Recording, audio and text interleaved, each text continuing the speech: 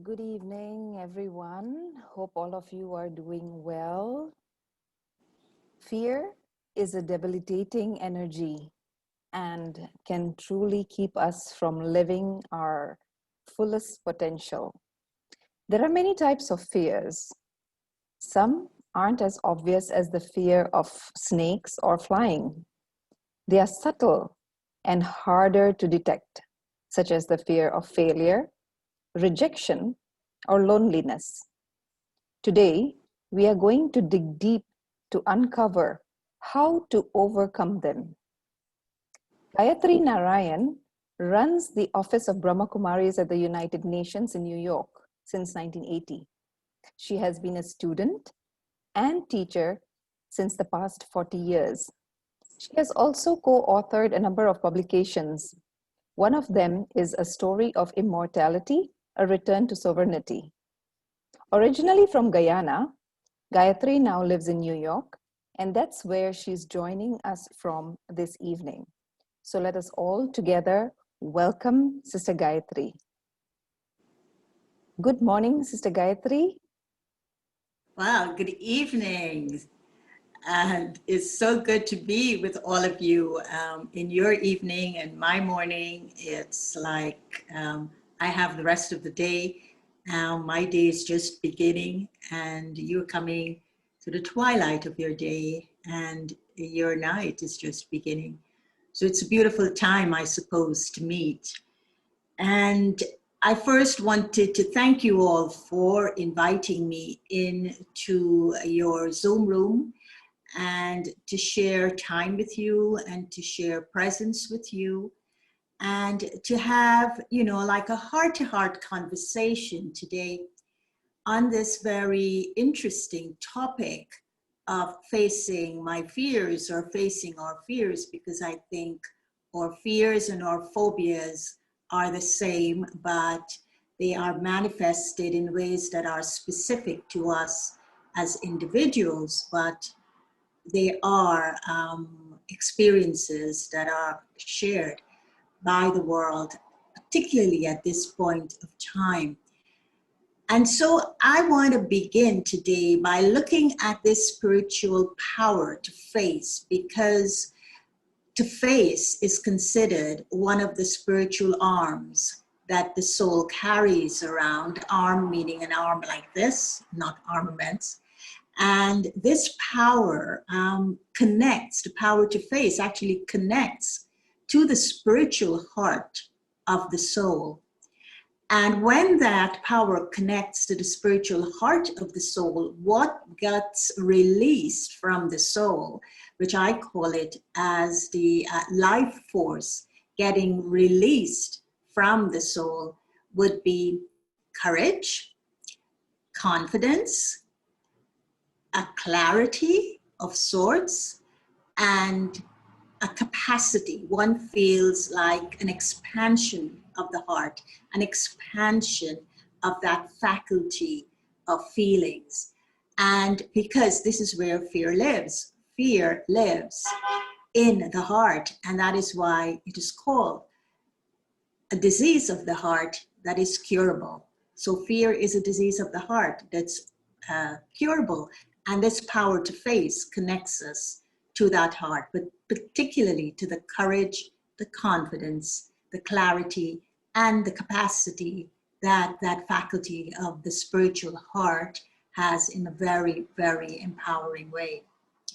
So when we look at this word to face, actually, it comes from the spiritual underpinnings of being in solitude and being introverted. So the word antarmukh literally means turn your face within, because when you're going to face, you're going to be looking within yourself, and you're going to be looking at yourself, what's going on in my inner world, in a spiritual state of solitude, and by being introverted, not looking at what's going on the outside, so therefore not looking with my two physical eyes, but activating that spiritual eye, that third eye, the eye of the soul with which to look at myself. So when I apply this power to face and I turn my face within, what I'm actually doing is that I'm looking at all the senses that are actually, most of it except for touch, is concentrated on my face. So when we talk about the sense organ and the sense of touch, it's the skin. And of course, the skin is the biggest organ of the body. So that is all over my body. But then when I look at the physical organ of seeing, and I look at the sense of sight, that's in my eyes, it's concentrated there, that's on my face. So I'm turning my looking within and my seeing within. I'm doing both, turning the physical organ as well as the sight, the spiritual sense. Then my ears are also on my face. So I listen and I hear with my ears. So I'm going to turn that within. I'm going to turn listening now to what's going on the inside and hearing what's going on the inside. The nose, the sense with which I smell, the sense of smell, the nose is that organ that does that. So I'm going to now be with smelling that sense of what's going on in my heart, you know, that the fumes, the beautiful fragrance of my feelings and of my thoughts, but also the not so beautiful fragrance that's going on.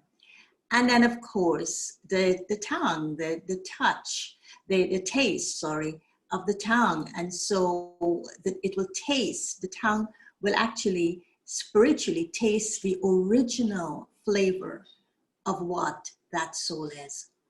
Now, these senses, why it's important when applying that power to face to become introverted and to be focused on what's going on in the inner world, because to face my fears, I'm actually facing the layers of illusions that are covering what is called the truth within me, the authenticity within me, that freedom, that, you know, freedom comes from an authenticity within the soul. So all of that gets covered with the layers of illusions. And those layers of illusions are usually seen in my personality traits, which we call as sanskaras or as characteristics. But what it is covering up, what those layers of illusions are the symptoms that emerge from the underpinning cause of the fear that is lying within me, or the phobia. So to do that, the power of faith, as I will repeat again, I need to connect to the courage that is there in my spiritual heart. I need to have a confidence with which to do it with, because it's my spiritual heart, it's within me. I'm the only one who could actually look at it and understand it and be in touch with it. And I need that confidence. And what I'm doing with the power of faith, I'm building an inner capacity. So all of these qualities are found in the heart of the soul.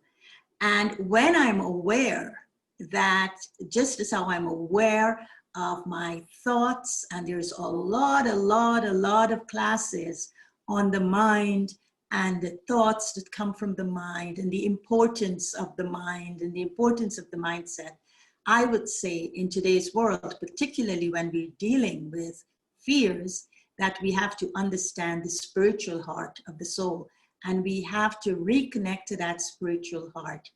But of course, the only way I can reconnect to my spiritual heart is the consciousness that I'm in, and the awareness, that the states of awareness that emerge from that consciousness. So when I'm in the consciousness of being soul, the states of awareness in relation to my heart and understanding my heart would be very different than if I'm in the consciousness of the body and looking at the physical organ of the heart. Then there would be different states of awareness that would emerge from that. So I was asked to do a meditation at the end, but what I will do for the sake of grounding what I'm saying in an experience, I will integrate the meditation pieces throughout the talk that I'm giving or the sharings that I'm doing. So I'd like to invite you now to do exactly that, to become someone who is in solitude. So I am withdrawing. I am turning my face within. So I'm turning my senses within, and the sense organs are becoming quiet. And I'm connecting to my spiritual heart. The purpose of this spiritual exercise is to get you to connect to this spiritual heart that lives in the soul, this very empowering faculty that is full of so much sense that sometimes it is referred to as the genius of the soul. It's the genius of the heart of the soul. And it is within the heart that transformation occurs. So let's connect to this beautiful space within the soul called the heart. The heart loves silence and solitude. So sit quietly on the seat of the soul in the center of the forehead. Be aware of who you are. You are a being of living light.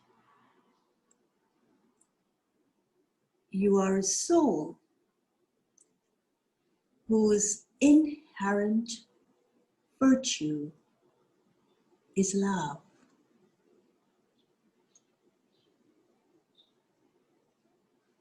Visualize love flowing from the sacred space of the heart of the soul.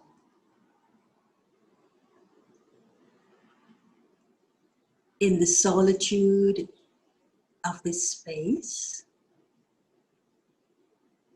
listen to the sound of silence. Silence is the language of love.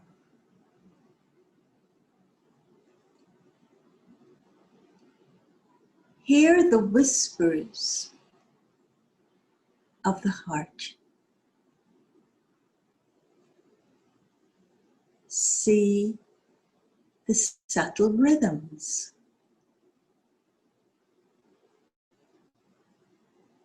of the spiritual heartbeats.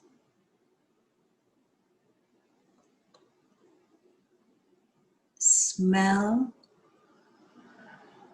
the fragrance of pure love emanating from the spiritual heart.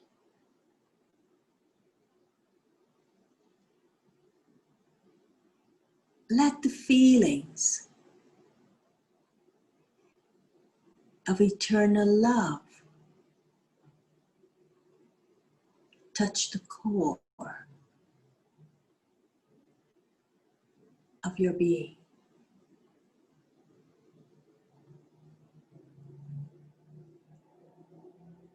Taste the original flavor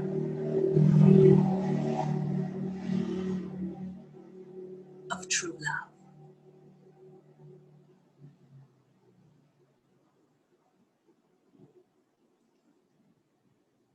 Om Shanti. So now that spiritual practice hopefully has reconnected you to this beautiful faculty, ability that the soul has, which is called the heart. And to know that it exists within me, and to know that it is very present, and it is there waiting to be used, waiting for the individual to have the confidence to reconnect to that courage, because core is heart. So courage comes from that heart in order to deal with its fears. And it needs to first face that. So the power to face the fears will come from the power of the heart. So what is this spiritual heart? Well, how do I understand it further? So living in the intellect, we have three abilities as a soul. We have the mind, which is considered and described as a wild horse, full of energy, but no sense. And so it's a factory. It creates thoughts. It's like a fan. It keeps the air circulating, but it's the same air that is circulating from the space. So that's the mind. It's a factory of thoughts. It's a fan that keeps circulating the same air. Then there's the intellect, and the intellect is the higher level in which it can discern, it can take a decision, it can make choices, it has what is called an embedded conscience, it can remember things, it has the data bank of memories, and then there is the personality or the characteristics, which is called the sanskaras. So this spiritual heart, living in that intellect, is something that is called preet or love. So the spiritual heart actually lives in the intellect in the form of love.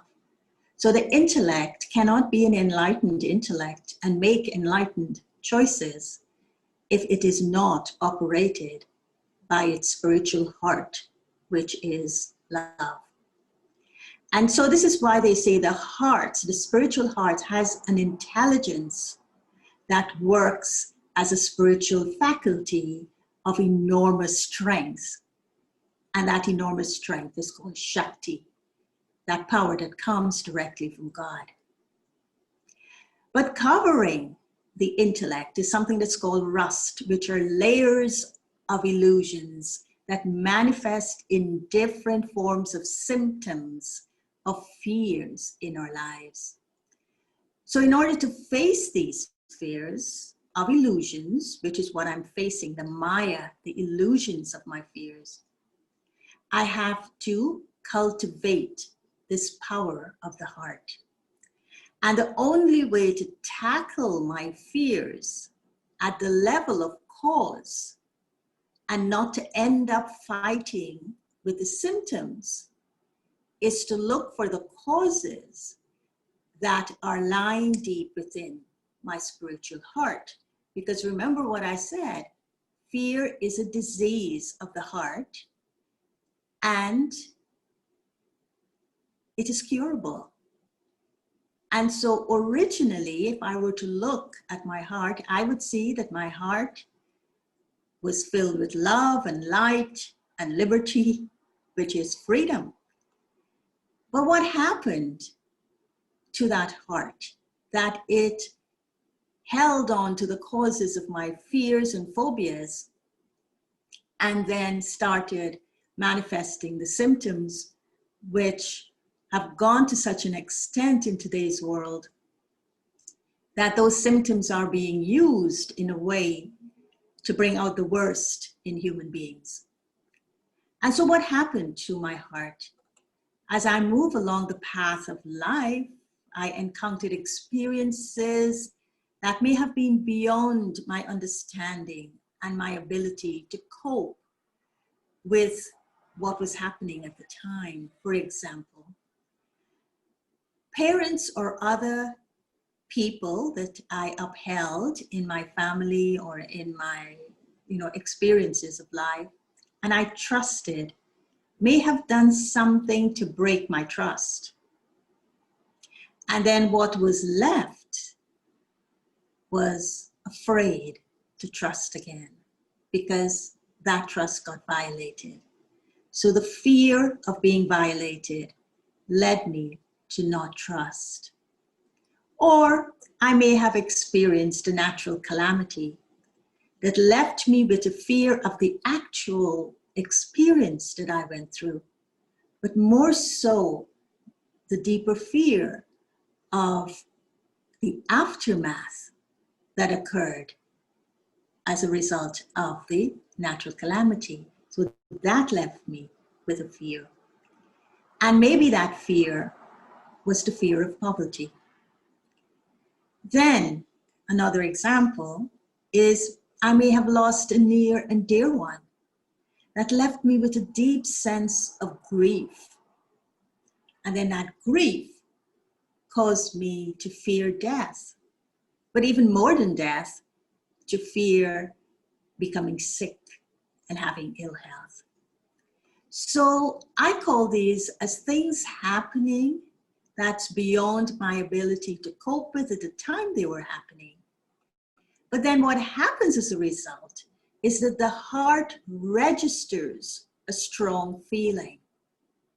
Now I may think of it, but what's actually motivating the feeling is, motivating that thought is the feeling, the strong feeling that got imprinted on my heart. And then the mind went, to it like took advantage of that feeling. And then the mind started creating conclusions and creating self-limiting beliefs. I begin to question my capacity. Maybe I don't have the capacity to trust. Maybe I justify the fear after going through that natural calamity of I can become poor at any time. Everything could be taken away from me. So that uncertainty. So then these self-limiting beliefs get created within the heart of the soul, but those feelings, the mind took advantage of them and created these thought forms that then I use to justify my self-limiting capacity. I would say things like, the world is not safe. And I begin to list all the reasons that the world isn't safe. Or worse still than that, I would say, I'm not lovable. I was the fault that that trust was broken. So then I begin to take the blame of it. And again, that is self-limiting. And so these things begin to happen. And then over a period of time, I'm calling them the illusions that created the rust over the love in the heart and the love in the intellect. It started destabilizing my life. And so when this happens, especially when it's repeated, it becomes a very deep characteristic within me that is called a self-limiting characteristic. But more so, it becomes a trauma for me. Because they say fear lives in the heart of the soul, but trauma is in the cells of the body. And so the fear creates the trauma, and the trauma then goes and sits in the body. And so what then gets imprinted with layers of illusions and rust inside of me is a mixture of memories, of feelings, of thoughts, and then thoughts on those feelings. And then it becomes like a tangled web of an inner darkness, as we call it, that seems to take a life of its own. And on a daily basis, if it's not tended to, it can grow bigger, and each time it's triggered, the experience of the fear becomes bigger. And so then my poor heart becomes encumbered. And this is why they say, when someone has blocked arteries, it's because of the stress in their lives. Of course, it's because of dietary ways that would cause it, but most of it is because of the stress, and the stress hardens the cholesterol in the arteries and it causes blockages in the heart. So this is cause, all of this caused the stress. And so then my spiritual heart, first of all, experiences the burdens and the blockages. And it is like, you know, a cloud that blocks the sun. I become, you know, I get sucked into an inner kind of vacuum that is suddenly darkness around me that leads me to depression and to lead me to these other mental illnesses. And so, and these forms actually go and sit in the cells of my body, and I start getting diagnosed with a whole lot of things, but it is not related to my physical body, but it's showing up as anxiety, it's showing up as something that is mentally wrong with me. So what do? They put me on antidepressants, or they put me on opiates, and I get addicted to the painkillers. And so that is what happens, and it's all relating back to fear. So having set that context of why I think that we have to be clear about fear is a heart disease and it's curable, it's because the causes of the fears are lying in my heart. And that's where I have to go and clean up my heart or clear it away. In looking at this whole thing of fear as well, there are many, many levels of fear. But I think there was someone who was clever enough to say, you know, there must be like 10 phobias that the whole world has, or 6 phobias that the world has. But I know that my time with you was limited. So I thought, you know, I will just maybe take up 3 of them, and for us to go through, 1, what is the cause of the fear? 2, how it is caused, what are the symptoms, how do I face it, and the spiritual response to it, because that's where the transformation lies, within the spiritual response. I can't go out there trying to fix every symptom. It won't work that way, but I could look at the cause. And as most of you know, that I am with the United Nations, and I represent the Brahma Kumaris there. And then one of the first Sustainable Development Goals is no poverty. And so one of the phobias that has been identified as a cause of fear, actually, is the fear of poverty.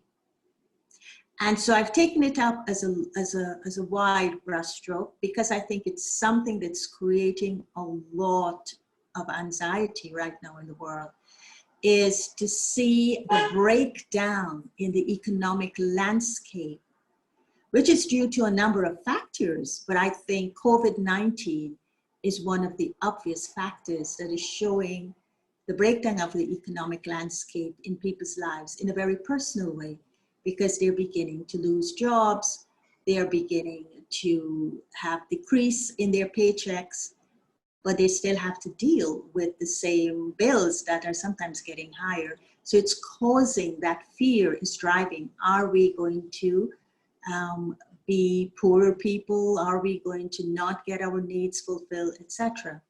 So the symptoms of this fear of poverty that's caused by the breaking of the economic landscape, it manifests in symptoms as being angry with your past, the things that you should have done and didn't do. There's worry and doubt about your present, and there's anxiety about the future. You know, what is my future going to be like? What's my children's future going to be like? But further than that, what the fear does is that it creates an indecision. You become overcautious, and you begin looking at the negative side of life. You also begin to procrastinate, put things off. And it's the depression, it's the oncoming depression that is causing you to procrastinate and put things off. Because why are you putting things off? It's because you're expecting the worst to happen. And so the cause is the fear of poverty. The symptoms are all these things like anxiety, worry, doubt, procrastination, overcaution, always thinking of the negative. But then now we're saying you have to face those fears and you have to look. So you begin again. The understanding of the power to face is that you have to go within and you have to look for sense and meaning inside of the spiritual heart of the soul. So when you face it, what you're going to do is that you're going to explore the treasures within. Because when you're exploring the richness from within yourself, you're actually allowing the richness of your spirit to emerge with the courage in your heart, knowing that there must be answers and solutions within me. And I have to kind of bring them to the surface. I have to have faith. I have to have a self-confidence that within me, I can emerge these treasures that would lead me to solutions. And I will go in with the awareness of a spiritual principle in order to face these kinds of anxieties and doubts and stuff that are there within me. And that spiritual principle that I would go in with to face my fear of the cause being poverty is whatever I focus my attention on, that's what I'll see and bring into being. I'll see it into being exactly what I'm looking for. And whatever I'm focusing on inside of me, that's what I will get more of in my life. Now that's a spiritual principle, and it requires us to somehow experiment with that awareness. Is it bringing me a courage that I can face the situation that's going on outside of me without it breaking me? Does it give me the capacity to see things on the outside from different perspectives? Does it give me an insight or an inkling or an intuitive feeling that, you know, this is what you need to do? But in the midst of it all, you do need to integrate your feelings of that certainty with the thoughts of your determination to make it happen. And then, of course, it will attract more. You will get more. Situations will change to make things happen for you because that's what you're focusing your attention on. You are using the strength-based approach to dealing with your fears and the symptoms of the fears. So I would say that the spiritual heart at that time, how it will be operating for you as you're facing yourself within and generating the inner treasures to help you determine what quality of behavior you should have, what quality of actions you should be taking, what is your perception from a spiritual perspective on what is going on. In order to do all of that, you need to enter into a space of loving kindness inside of yourself. And in that loving kindness, to find self-compassion and to find self-confidence. What self-compassion does is that it removes the fatigue because sometimes in dealing with our fears, there can be a fatigue within us. And the fatigue in of itself takes away the spirit of regenerating a way of feeling and thinking about something. But when I have self-compassion, what I'm saying is that, you know, I'm exploring the deeper levels of my strength within with a sense of compassion, with a humility, with an attitude of wanting to learn about myself and not going in with the force to control the fear and then to allow a false sense of strength to emerge. But I'm going in with a self-compassion, Self-compassion also decreases, removes that which decreases my capacity to care for myself. So self-compassion opens up a capacity, and then I feel I'm giving myself permission to care for myself, because others can't care for me at this level. So I've got to learn how to do this. And so then one of the beautiful things that happen in facing yourself with some self-compassion or facing your fears is that you see two sides of the coin within you. And you see your vulnerabilities coming from the causes, in this case, of your poverty, your fear of poverty. But you're also seeing the flip side of the vulnerability, which is your strength. So you're seeing both, because what happens in the spiritual heart is that it is able to see both the darkness and the light. It's able to see what you have acquired in terms of illusion and what is original to you. And so what is original to you would be your strengths, and what you have acquired in the form of illusions would be your vulnerabilities. But you have to see both in order to transform. Transformation doesn't happen if you only see one side, but it can only happen if you see both. And what that does further in this exercise is that it uplifts within you a special kindness that you would experience to yourself. You know, sometimes I find it easy to be kind to others, but I'm so mean to myself. I'm so hard on myself. Well, now I have to be kind to myself. So this way of seeing both, with this self-compassion, both the darkness and the light, both the vulnerabilities and the strengths, emerges within me a special kindness that cultivates thoughts and feelings that lead me to a confidence. And that confidence completely dissolves that notion of poverty from within me, because the soul is never poor. The soul is always rich. It's a rich being. But we are not tapping into the potentialities within the heart of the soul, so that then it can be released.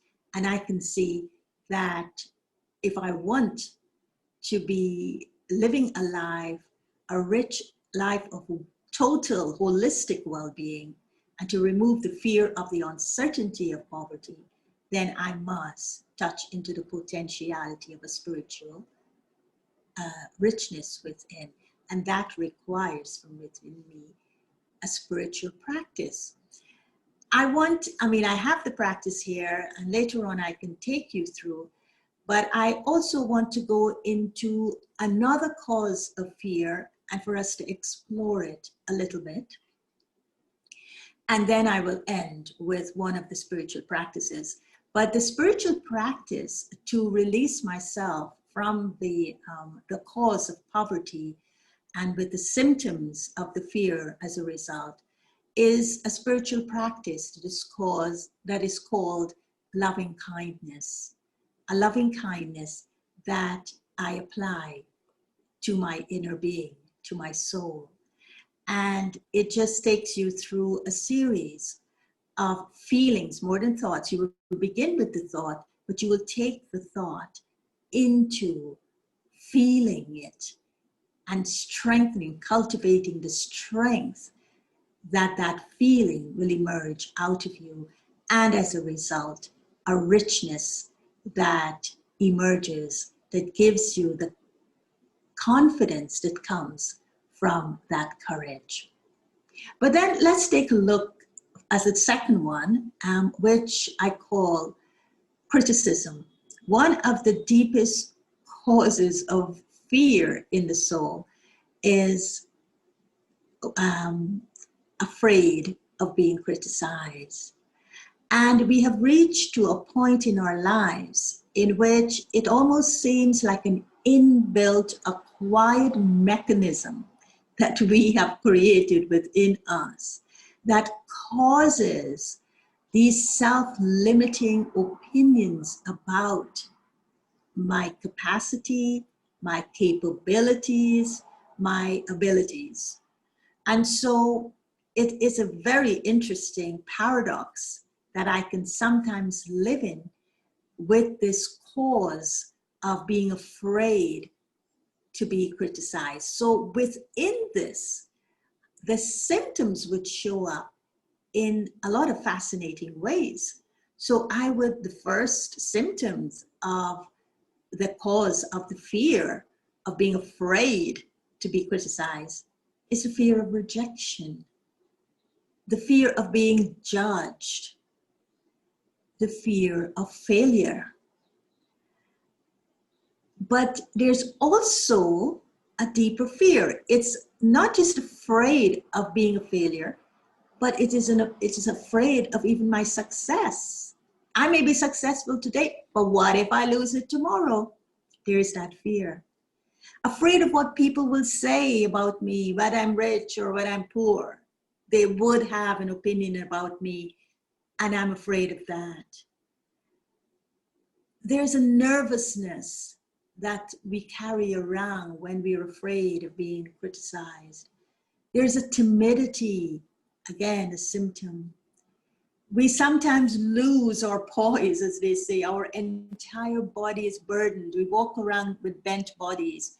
We walk around with, lowered eyes. Or we are constantly confronting the world. We're constantly fighting to be seen. Don't you know who I am? Look at my position. So all of this would come onto the cause of being afraid to be criticized. We also carry around this inferiority, superiority complexes. Suddenly, I may be successful, but because I'm so afraid of losing my success, there creeps into me an inability to self-advance.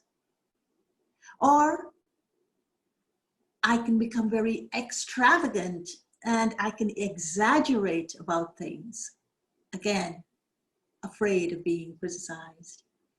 And then further, it could lead me to mental and physical laziness, or the opposite, a hyperactivity that takes away a balance in my life. So how do I deal with these symptoms and how do I face these symptoms? I, first of all, have got to face the underlying cause and come to the conclusion that all of these symptoms are coming from the root cause of being afraid to be criticized. And so I have to now go again into I have to face it. I have to face that cause and then deal with the symptoms, which I'm calling the illusions. So I need a strengthening thought that will take me to the level of feelings. I need to feel it. And so this is why sometimes we're told, oh, human being, look into the mirror of your heart and free the self from the illusion, the causative, the cause factor of the illusion called fear. So again, it's a disease of the heart and it's curable, but start with the cause. And so I know now when I'm looking into my spiritual heart, that within my spiritual heart, there is this creative art of transforming tensions and stress into spiritual capacity and spiritual resilience. So when I start this journey of healing my heart, the most important thing when I'm, oh man, look, or oh human being, look into the mirror of your heart, I must start that journey not with a dread or with a hesitancy that what am I going to find? I'm so afraid of the pain and the hurt that's lying there in my heart that I'm even afraid to look at the fear that I have. Well, we can face our fears in two ways. We can face it thinking that there's pain and hurt. Okay, let's accept there may be pain and hurt, but I still have to face it. So I can face it in two ways. Remember, now this is where transformation will happen. The heart's ability, the heart's art is this art of transformation. And so let me look at the pain, but I can choose the way with the power of facing. I can choose the way I want to face my pain. And so I can see my fear of the pain and the hurt that I carry in a transformative way that can bring out the best in me. Or I can see the fear of the pain and hurt within me as something that will take me on a downward spiral of blame and of denial, and taking me to parts of myself that are wounded and I don't want to look at. But I still have that choice. And so the courage in the heart connects me to a confidence to make a choice, to go, not to deny the pain, not to live in denial of the pain and hurt that the fear is causing within me. And in this case, say it's fear of criticism. But to not deny it, but what I can do is that I can deal with it. And the power to face always takes you on the upward spiral. It gives you that strength. It connects you to the generative strength of the heart for you to do that. Because not to deny the fear, but to heal out of it is by tapping into the innate wisdom of the heart. And this requires me to recognize that there's a creativity, a transformative creativity that feelings bring to the soul. And those feelings coming out of my spiritual heart will allow me to transform the way I feel about something, which is a deeper level of transformation than to just how I think about something. Because I could say I transform my thought on it, but if I haven't transformed my feeling, then that feeling will emerge and cancel out that thought with its volcanic force of controlling the thoughts. But if I transform the way I feel about something, then I'm transforming the hurt and the pain, and I'm freeing myself of the fear. So if the spiritual heart can see the darkness and the light, then the soul's ability to discern is a function of a loving intellect that is within the spiritual heart of the soul. And when the intellect operates with this love, this support from the heart of the soul, then it discerns things like, what is fear? Fear is ignorance. What is light? It's the courage to see what is real and true. It would distinguish what I'm hiding and why am I hiding from it? Why am I so afraid of criticism when I have so much within me that I can, offer to the world with that humility. And also, it helps me discern right from wrong. Is it right to do this to myself? Is it right to live in the shadows of my fear? And so the spiritual practice I would ask of us to do is to dance with our fears, and dance our fears to the end of love, and to free ourselves from them with love. And then I won't go into it because now I could see my time is coming to an end. But the third cause of fear, and I would leave this one with you to face and to come up with your spiritual responses. And that's the fear of ill health or of getting sick. And this is what we are facing right now with the present pandemic. And the present pandemic of COVID-19 has served to erupt from within us our deepest fear. And that deepest fear is to be suffering from an ailment that would leave us disabled, dysfunctional, or debilitated. And so even if I don't, and of course the symptoms would be there, even if I don't have that virus, I never give myself the benefit of the doubt. I'm saying, who knows? I have it. So that's a symptom of fear. And so I then start indulging in a lot of unnecessary experiments with diet. I start looking at all the cleansing programs that I can find online to keep my body clean. But it's an overdoing of it that is sometimes creating a violence against my body, that my body is not able to go through it. Any little thing I have, oh, I'm asymptomatic of the COVID. I have a cough.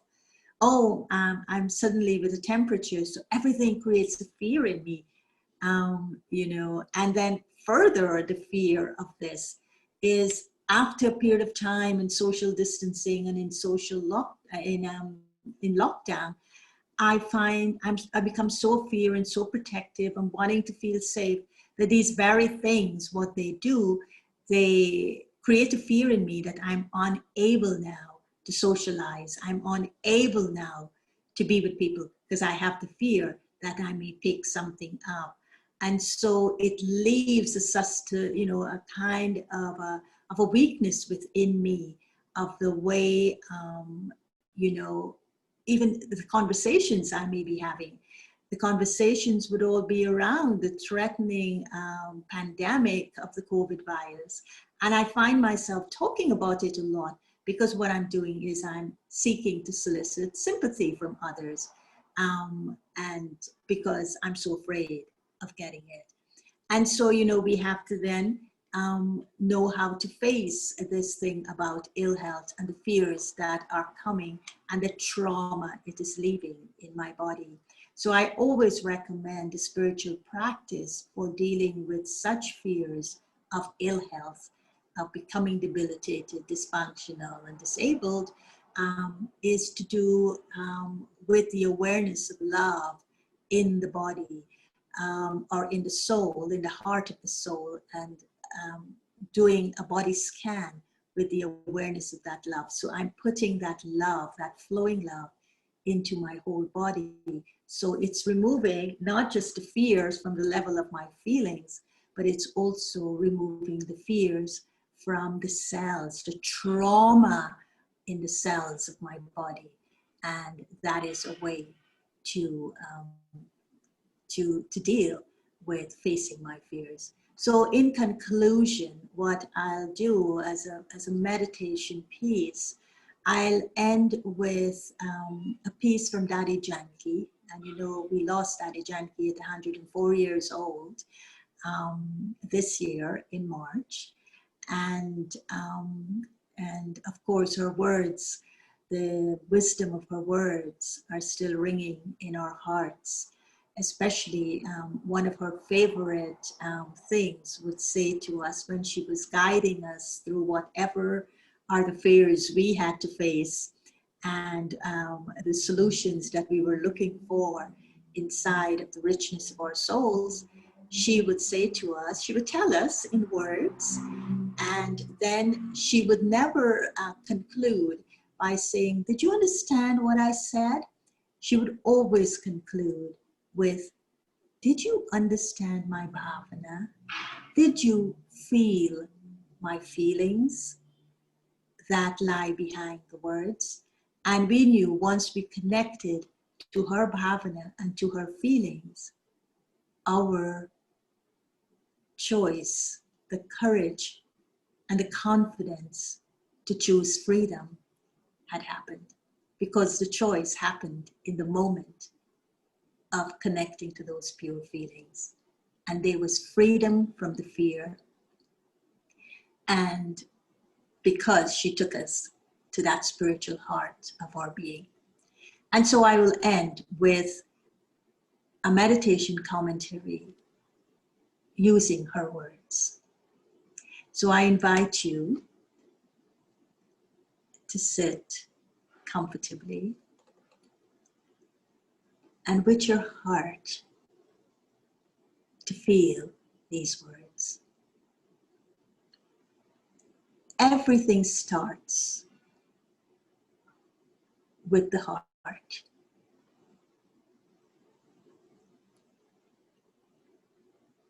The heart takes in sorrow, happiness, love, and it harbors feelings.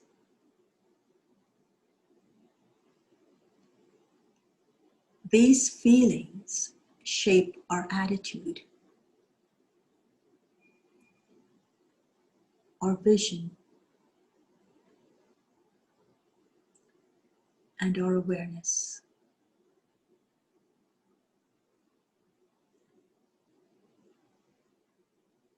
We must clean up our hearts by facing the causes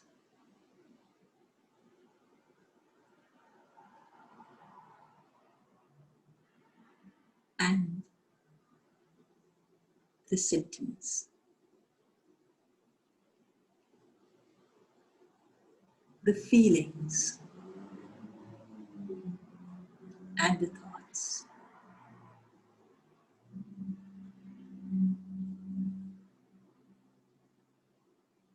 To do this, we need to place a full stop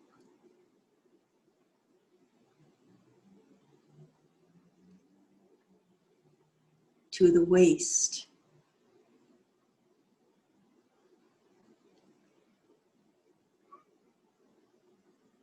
that comes as a consequence of our fears.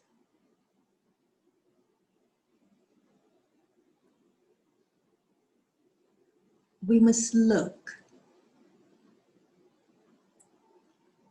at our hearts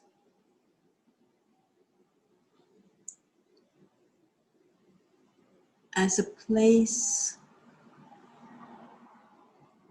of truth and cleanliness.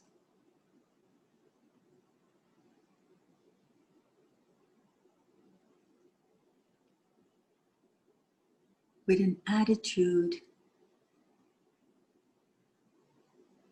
of gratitude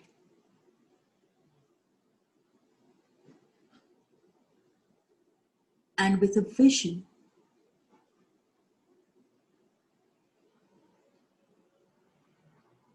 that can see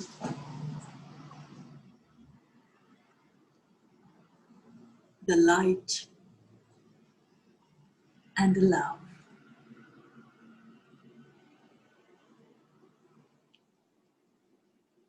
This is a heart that invites the presence of God.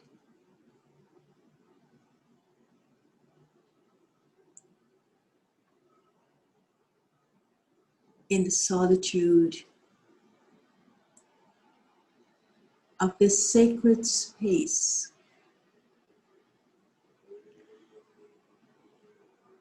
of my spiritual heart,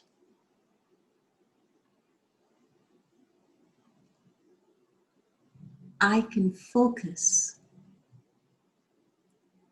lovingly on God as the source of love, of light, and of liberty.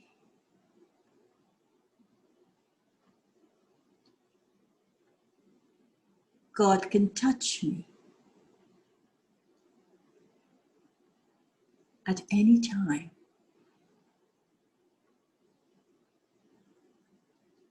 and draw me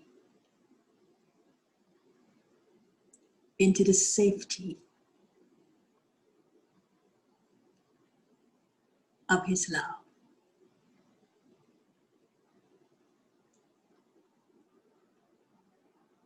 This elevated relationship protects me and sustains me continuously.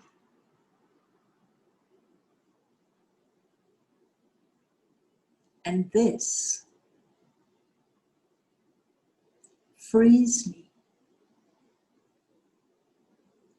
from all types of fears.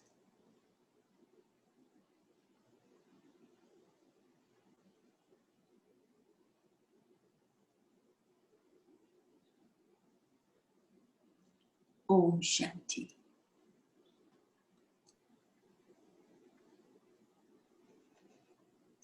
Thank you all for listening, and I'm now open to whatever questions you may have. Thank you, sister. That was illuminating.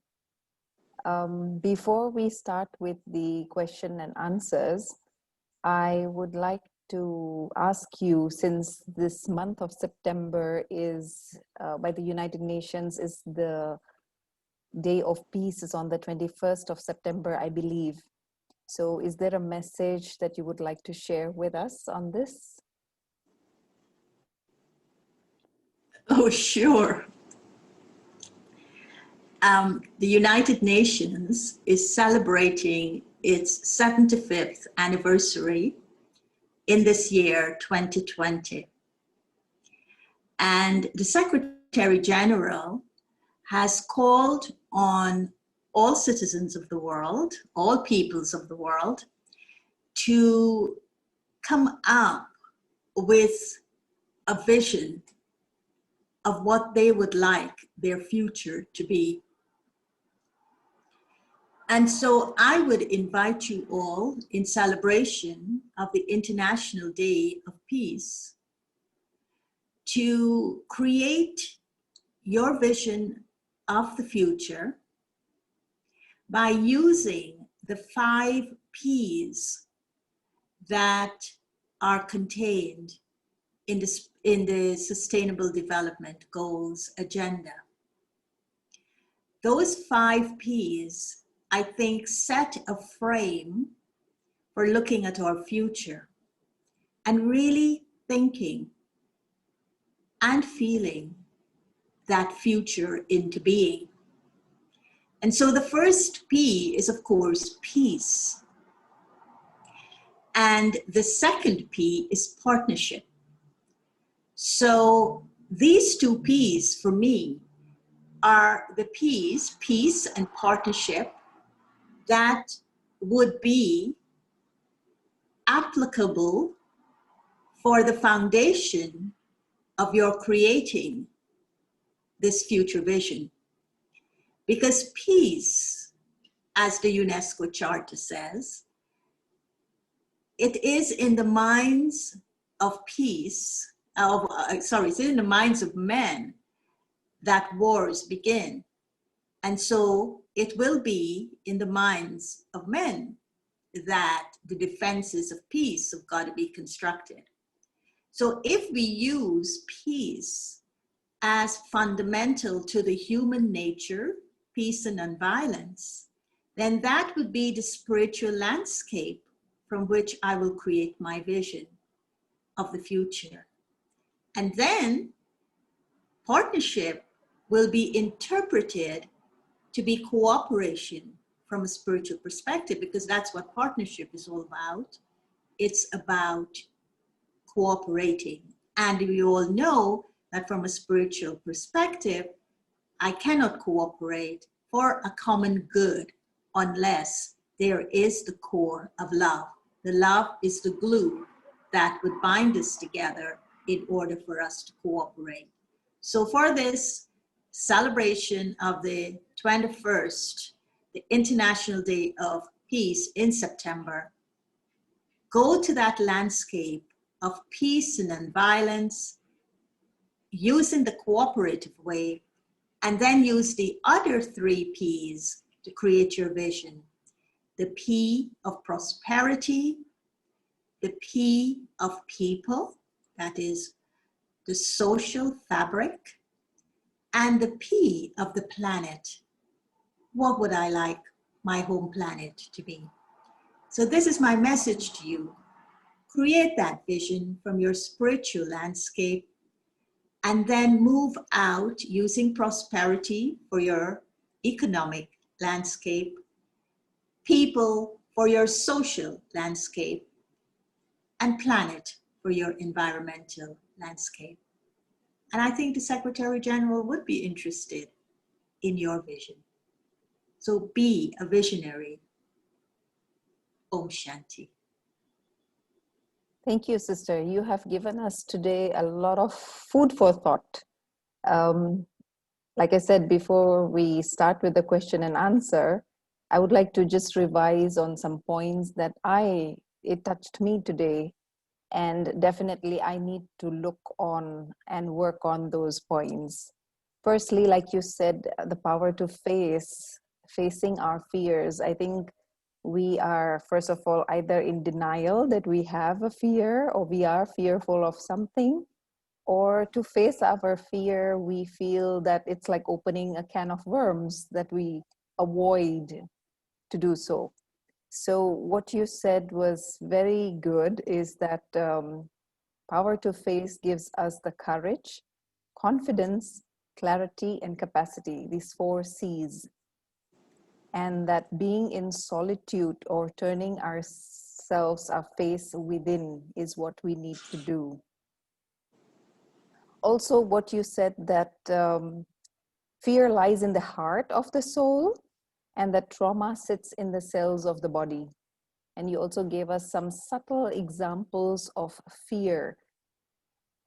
Also, the 3 fears that you shared are right now the fear of poverty, the fear of criticism, and the fear of ill health. So whenever we have this fear, this is what we need to reflect on and we need to work on. But sister, I would like to ask you, is it also that fear is based on ego or identification with the false self, or a disconnection from our true spiritual nature, which is the more disconnected we are, the more we fear, the more anxiety we experience on daily basis, and the more we connect with our higher self, the more the fear dissolves? Definitely, absolutely. But I would say that fear is not just connected with ego. I think, but because then it will be the chicken and the egg, to use that example. What came first, the ego or the fear? But I would say that all forms of fears came about as a result of what I call the number 1 vice, and that is body consciousness. That a fear gets created, or the causes of fear arise out of a false sense of identification. So if I identify, my identity is based on the limitations of what my body represents, and I don't have an understanding of who am I as a spiritual being, then of course what gets formed is ego. Why would I have an ego? Because I'm afraid. I'm afraid of something. The cause of my ego is a fear.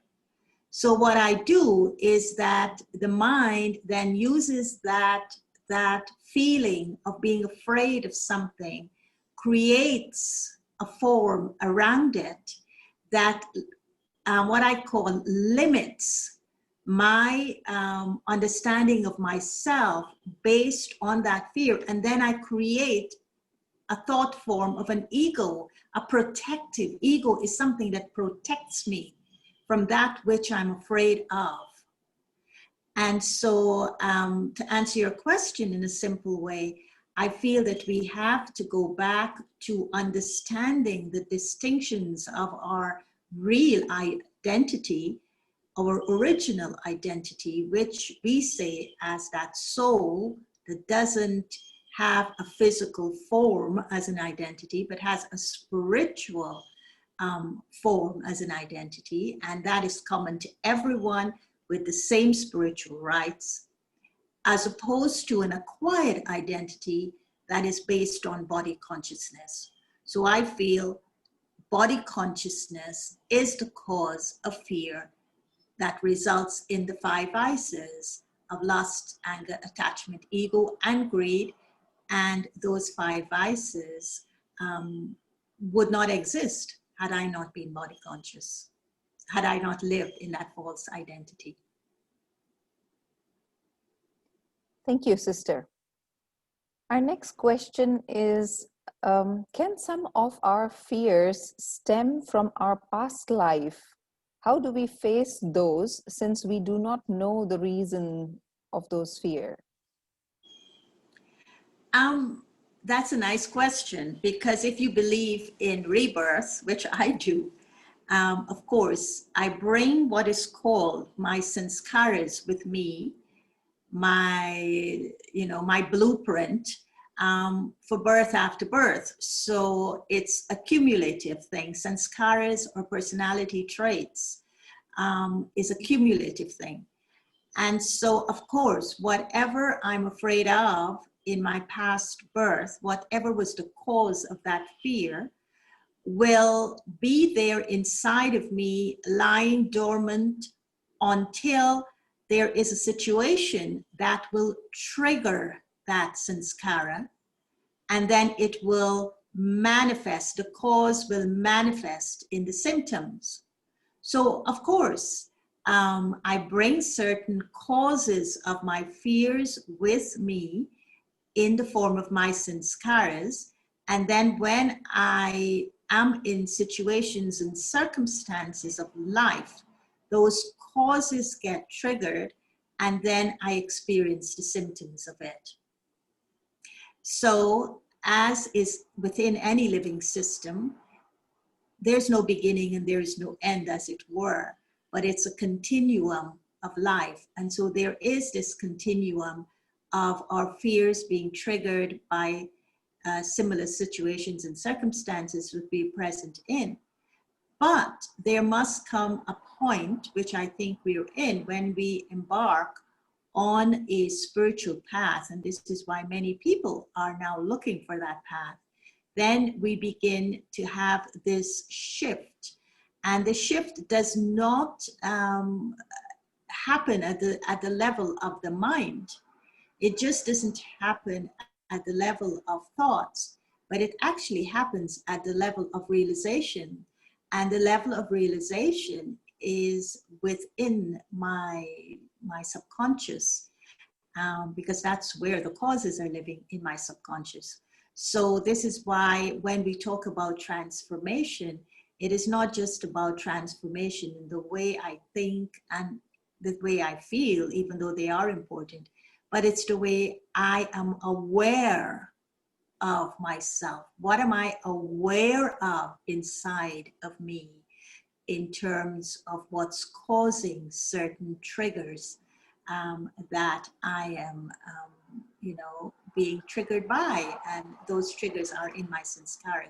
So it is as if I have to, the depth of the work I'm doing when I do the reflective exercises is really to go within those and face those sanskaras with the courage and the strength that I talked about, the confidence that when I now know that I can transform them, and I know how to transform them because I understand, as you would call, this higher being within me. I understand my higher self, but more importantly, I understand the method and the practice to transform these deep-rooted sanskaras in which the causes of my fear exist.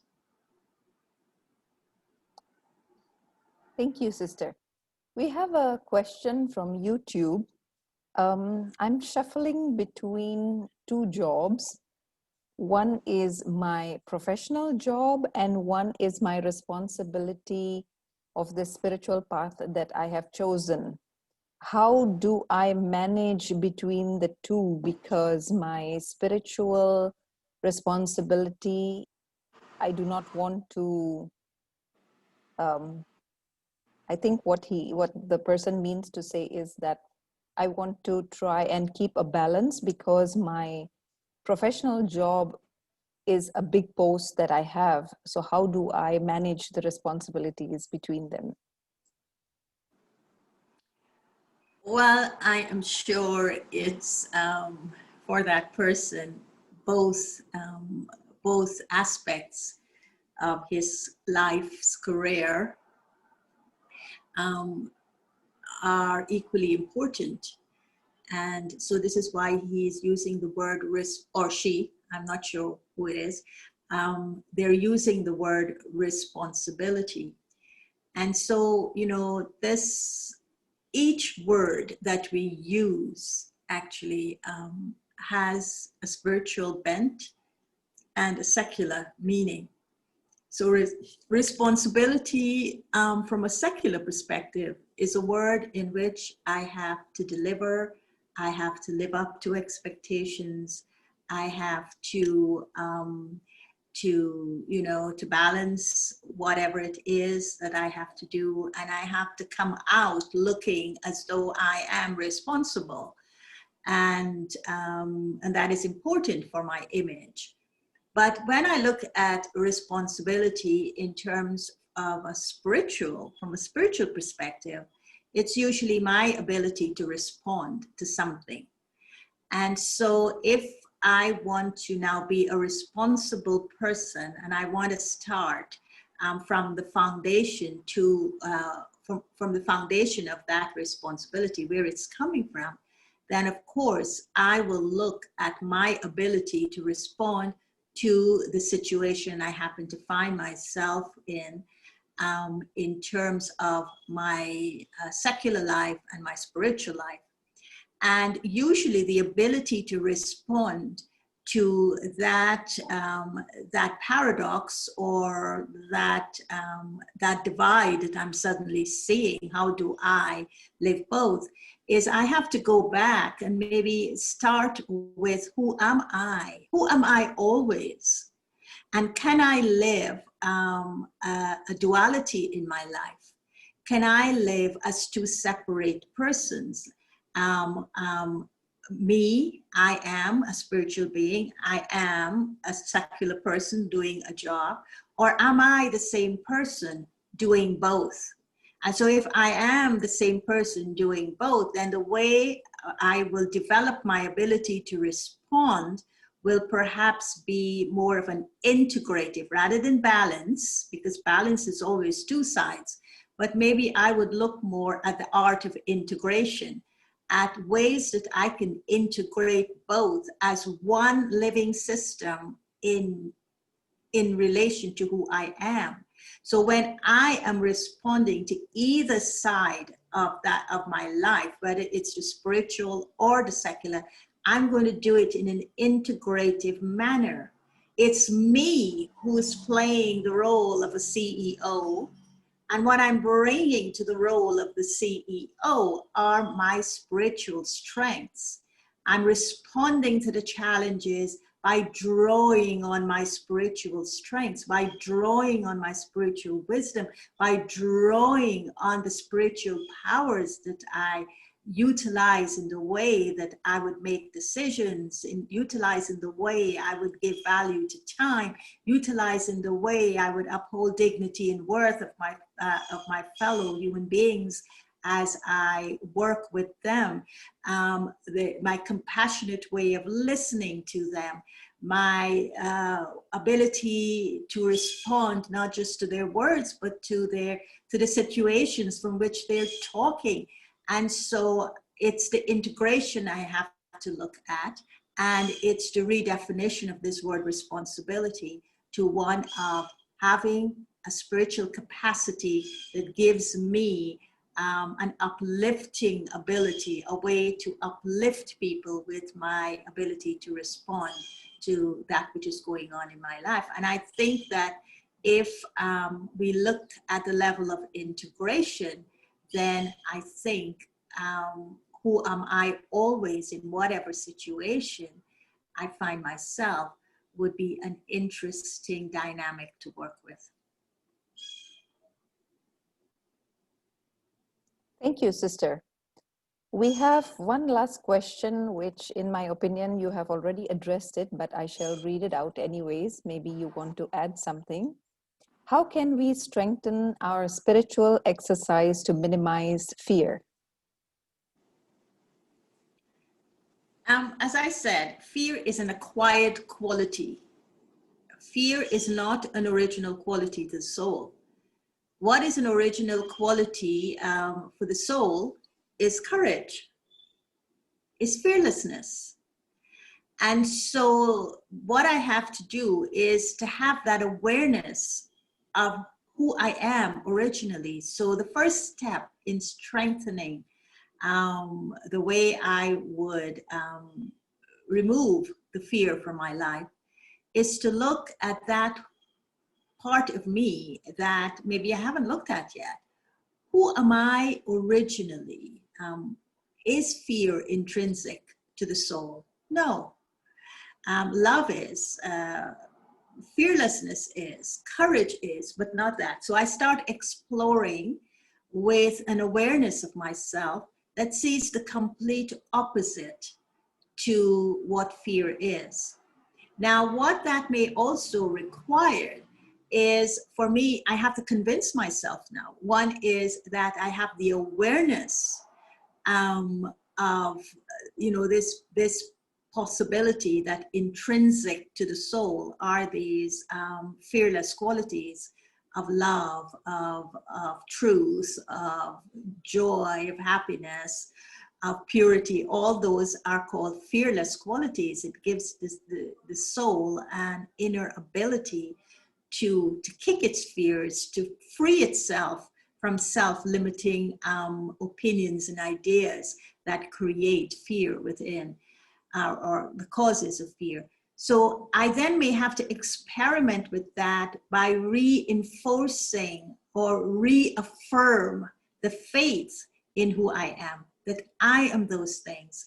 And so these practices, these spiritual practices of reaffirmations of different kinds in relation to myself is extremely important to do, because what I'm doing with these affirmations that serve to remove the sanskaras, or those traits of illusions that are showing up inside of me as fear, is that I am speaking to my subconscious with those affirmations. And when I speak to my subconscious with the affirmations, then it will naturally surface, and then it will take the place of the fears. And so this is why for many people, like even before they get butterflies in their stomachs when they have to give a talk, for instance. And so the fear, they have the knowledge, they have the know-how, they have the information, they're clear about what they want to say. But then suddenly the phobia of, oh my God, what if, the fear of rejection, the fear of being criticized, that surface. And then what you have to do at that time is to reaffirm the confidence and the courage. You have to feel yourself into being that I am going to do this. I have everything that I need to do. I have everything that I need to say. And so you reaffirm the courage to do it by telling yourself your capabilities, by telling yourself that what you're good at. And so you're using these affirmative statements to reaffirm the faith in doing what you know you could do and what you feel is right for you to do at that time. And so this is why they say that these affirmations, what the affirmations do to us, put us in such a domain of confidence that we will always feel that we're speaking from our hearts. That means we're talking from experience and talking in a way people could understand. You're talking to people's hearts.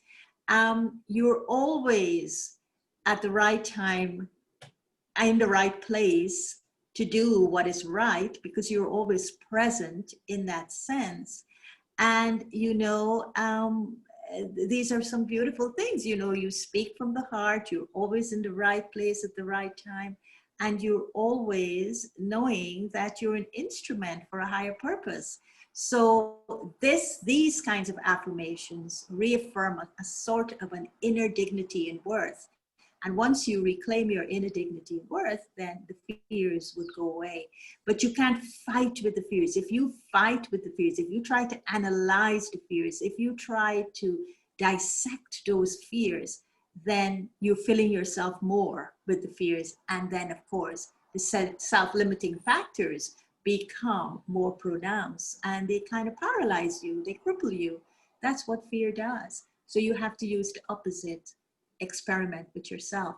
And this is why these spiritual practices are important on a consistent basis, not just when I have something big to do, but even the little things in life, you use them to reaffirm that sense of confidence and courage that comes from a heart that's fearless. Thank you, sister. I think that's what we all need to work on, self-affirmation on a daily basis, like you said, not only when something comes, but we keep reminding ourselves and affirming ourselves is what is going to strengthen us. And what I also believe that will make us feel light. Yeah, sister, would that be right Yes, to it would say? lighten your heart because you know what is burdened is not your mind, but it's your heart. And I think that when our spiritual heart, the genius of life lies in the spiritual heart. And when that starts opening, there's nothing to be afraid of. The heart tells us all the time, don't be afraid, aspire for your highest. Dream the impossible dream, those are things of the heart. If the mind stops to think about it, of course, it limits me. I'm self-limiting myself. But when my heart soars and I aim for the impossible, to dream that impossible dream, it's a thing of the heart. So yes, it puts me on a very different platform to live life on.